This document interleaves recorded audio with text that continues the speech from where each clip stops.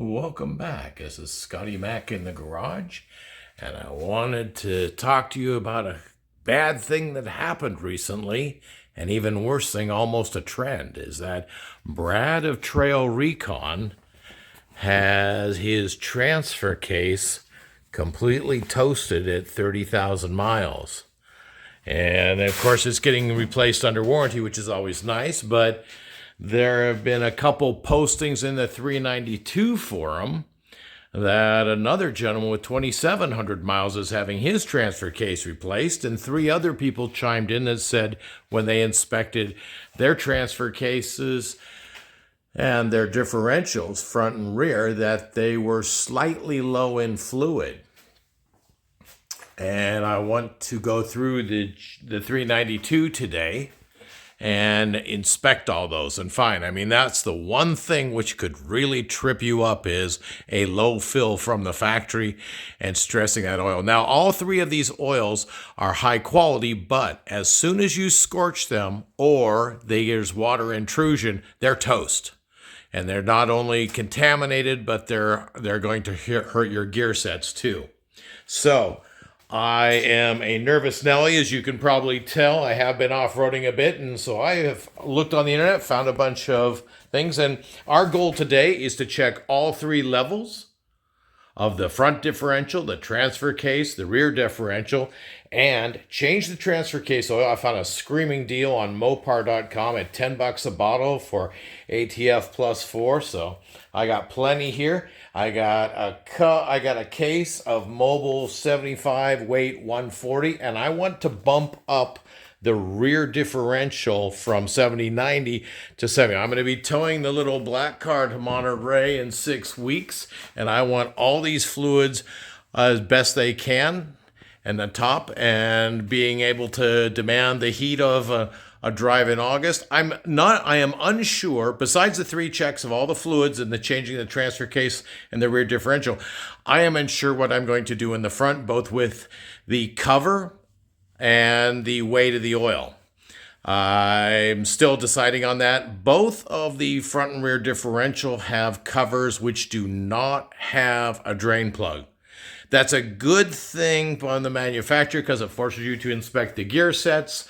On the other hand, it's nasty, it's in a big mess, and it doesn't all go where you want it to. So I would like, and of course, it's always nice to beef up that front diff cover when you're off-roading and chunking into rocks.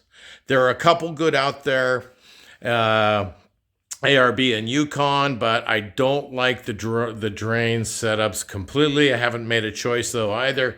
Anyhow, let's get on with it today and check both the differentials as well as the transfer case oil. First thing, they're all easily accessible except for the transfer case, and that will require 13 and 18 millimeter sockets to take off the protective eye bars. All right.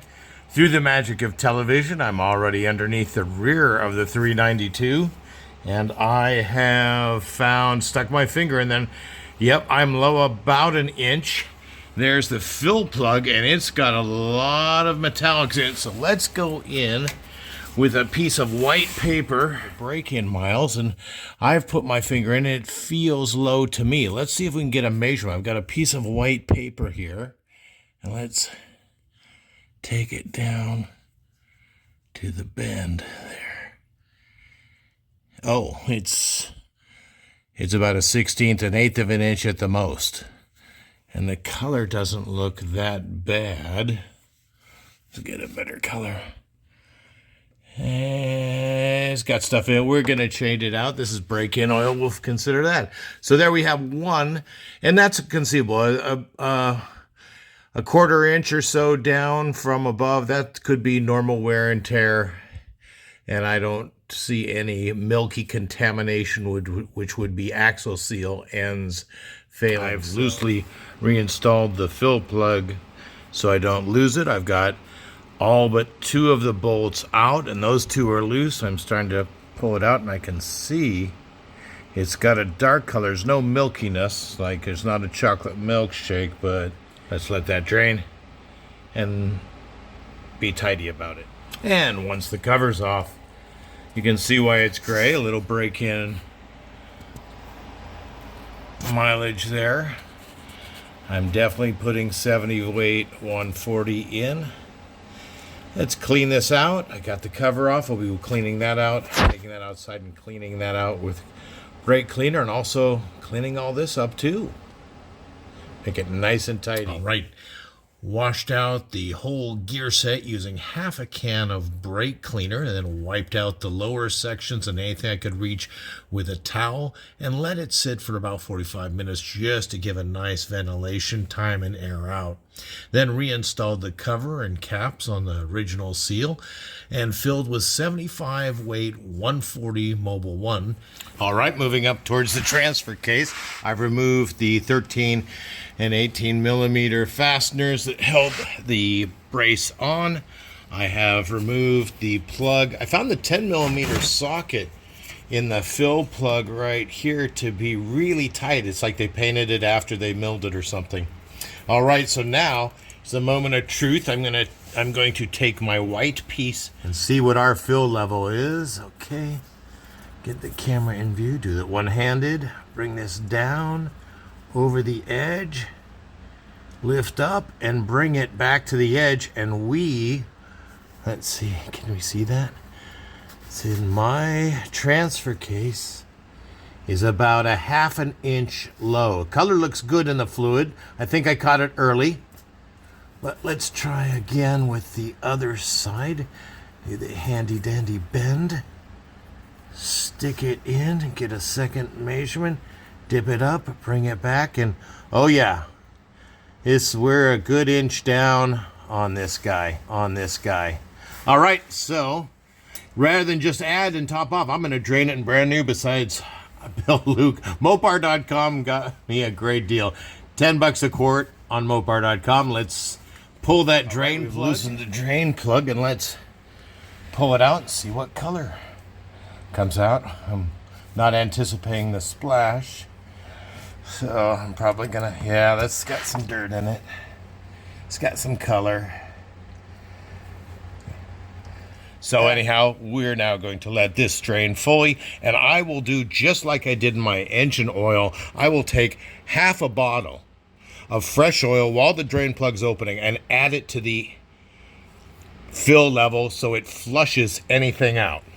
These transfer cases are tending to be something you need to be up on, and I want mine as clean as possible, and I don't mind wasting $5 of fluid. Nobody else will do this, mind you, it's just me. So that's what I feel better. I'm a nervous Nelly though.